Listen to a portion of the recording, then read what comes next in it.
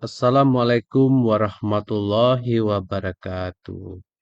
Alhamdulillah, bersyukur kepada Allah Subhanahu wa taala dan berselawat kepada Nabi Muhammad SAW. Pertama, saya mengucapkan terima kasih kepada dosen pengampu, Profesor Dr. Yuhandri Eskom Mkom.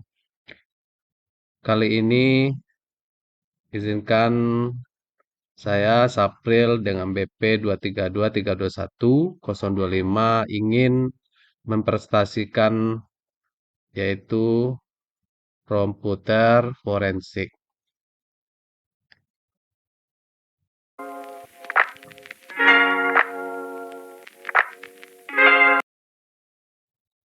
Komputer forensik adalah cabang dari forensik digital yang berkaitan dengan investigasi dan analisis bukti digital yang ditemukan dalam perangkat komputer atau sistem informasi untuk mendukung proses hukum. Berikut adalah materi utama dalam komputer forensik.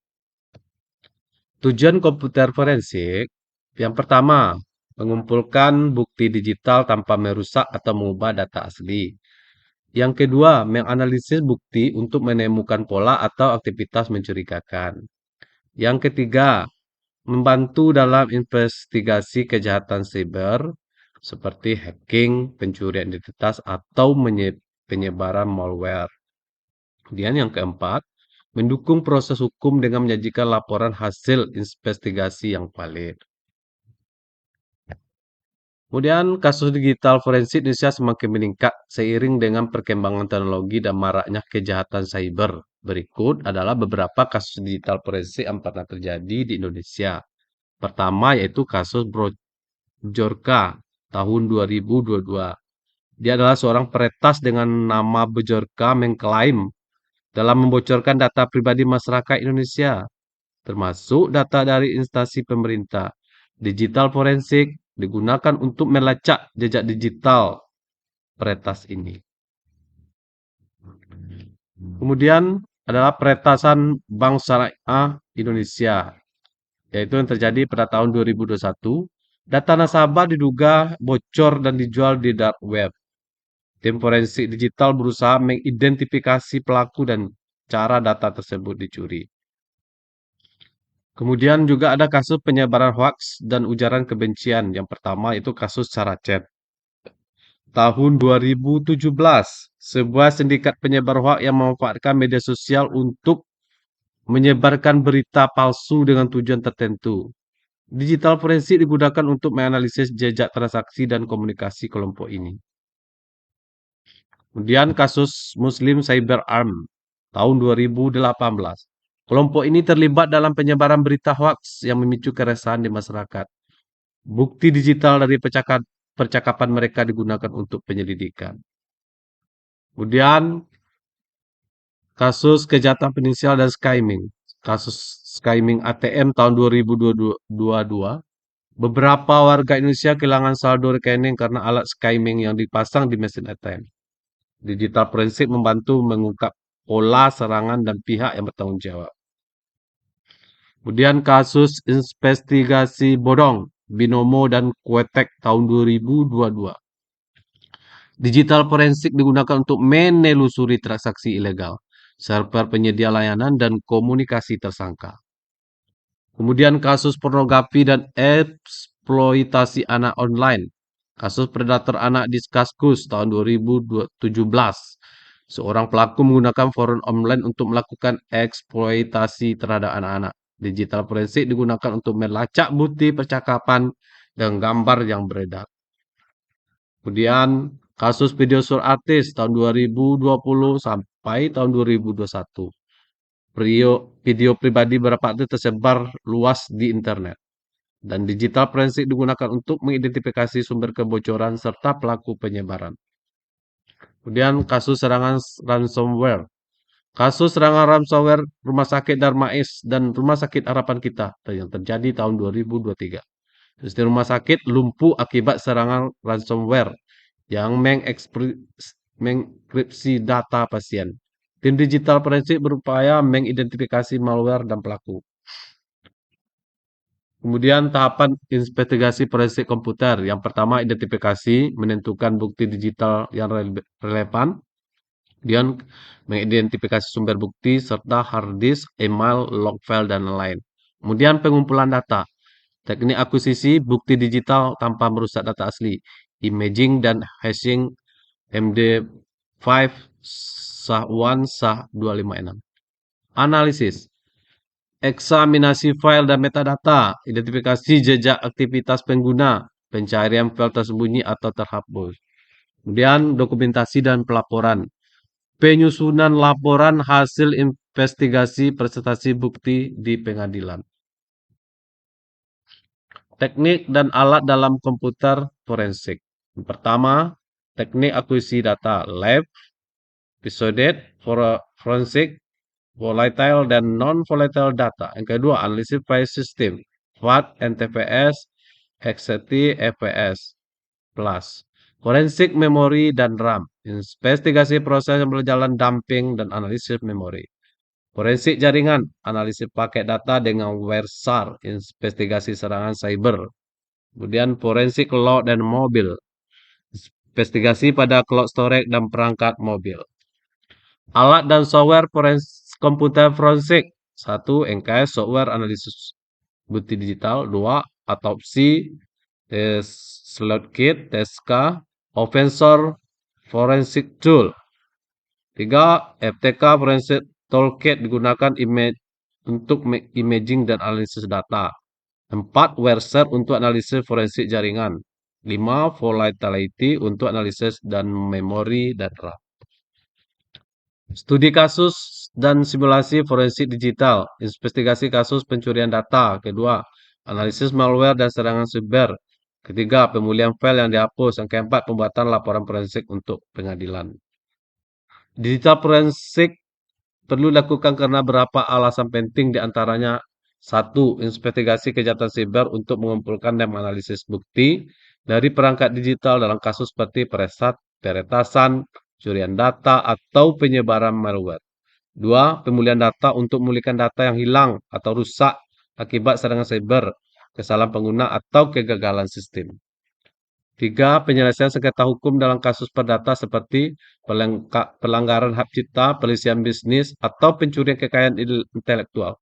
Digital forensik dapat memberikan bukti yang sah di pengadilan. Keamanan dan kepatuhan regulasi. Banyak organisasi wajib melakukan digital forensik untuk memastikan kepatuhan terhadap regulasi seperti GDPR, HIPAA, atau Undang-Undang Perlindungan Data lainnya. Pencegahan dan mitigasi ancaman dengan melakukan digital forensik, organisasi dapat mengidentifikasi celah keamanan dan mencegah serangan lebih lanjut di masa depan. Kemudian yang keenam, audit dan investigasi internal untuk menyelidiki pelanggaran. Dan untuk penggunaan tool-toolnya, saya kali ini mempergunakan SS seperti PFTK. Pertama, saya ambil file, kemudian add evidence data item, kemudian kita pilih physical drive, berikutnya, kemudian kita, kebetulan saya ingin forensik sebuah flash disk merek Kingston Data Traveler, kita pilih flash disknya, kemudian finish. Setelah itu, kita pilih crash, kita pilih physical drive, pilih lagi finish, dan kita klik add-nya, kita pilih yang raw, berikutnya kita beri nomor 001, evidence-nya 001 juga, kemudian di sini kita beri nama imaging flash disk Kingston.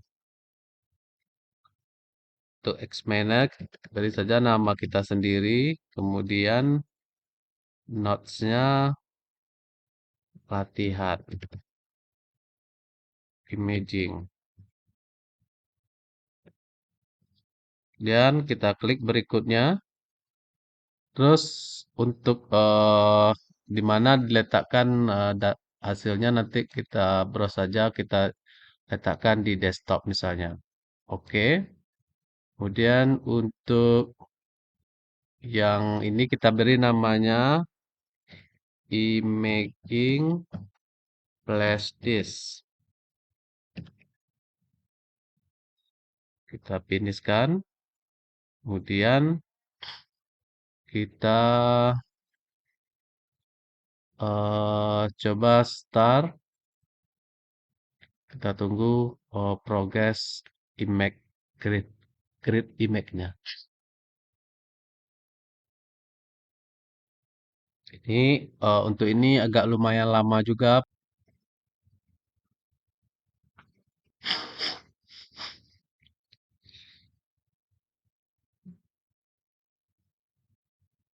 Ini lagi proses pairwriting.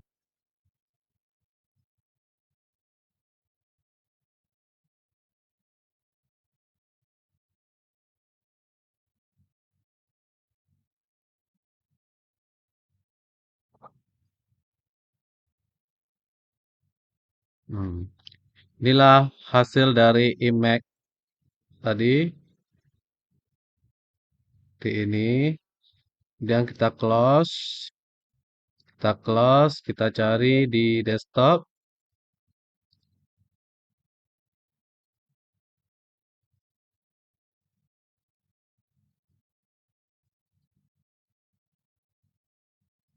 Hmm, Ini dia tadi hasilnya.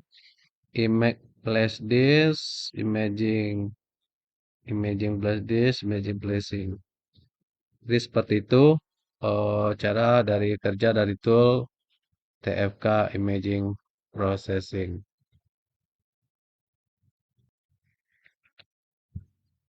Legalitas digital forensik Indonesia. Digital forensik Indonesia memiliki dasar hukum yang mengatur penggunaan bukti digital dalam investigasi dan proses hukum. Legalitasnya berkaitan dengan peraturan perundang-undangan yang memastikan bahwa bukti digital dapat diterima di pengadilan dan proses investigasi dilakukan sesuai prosedur hukum. Dasar Hukum Digital Forensik Indonesia. Beberapa peraturan mengatur aspek legal digital forensik di Indonesia adalah Undang-Undang Nomor 11 Tahun 2028 tentang Informasi dan Transaksi Elektronik Undang-Undang IT, Revisi Undang-Undang Nomor 11 Tahun 2016, mengakui bukti elektronik sebagai alat bukti yang sah, Pasal 5, mengatur investigasi kejahatan cyber dan kewenangan aparat dalam mengakses data elektronik, Pasal 31. Peraturan Mahkamah Agung Perma Nomor 5 Tahun 2020 menegaskan bahwa dokumen elektronik memiliki kekuatan hukum dalam proses ligitasi. Undang-Undang Nomor 8 Tahun 1981 tentang Hukum Acara Pidana (KUHP) mengatur tata cara pembuktian di pengadilan, termasuk alat bukti digital dan peroleh secara sah. Undang-Undang Nomor 36 Tahun 1999 tentang telekomunikasi mengatur hak privasi dan legalitas penyadapan komunikasi dalam proses hukum. Undang-Undang Nomor 27 Tahun 2022 tentang Perlindungan Data Pribadi, Undang-Undang PDP, melindungi data pribadi masyarakat agar tidak salah gunakan dalam proses digital forensik. ISO IEC 27037 2012, standar internasional yang diadopsi dalam penanganan digital, bukti digital mulai dari identifikasi, akuisisi hingga penyajian. Penutup. Digital forensik adalah disiplin ilmu yang terus berkembang seiring dengan kemajuan teknologi. Pemahaman yang baik tentang metode dan alat digital forensik akan sangat membantu dalam investigasi kejahatan siber. Semoga materi ini memberikan wawasan yang bermanfaat dan menjadi bekal untuk studi serta praktik di masa depan. Demikianlah presentasi kami ini, mudah-mudahan bermanfaat dan kalau ada kekurangan mohon maaf. Wabillahi taufiq hidayah. Wassalamualaikum warahmatullahi wabarakatuh.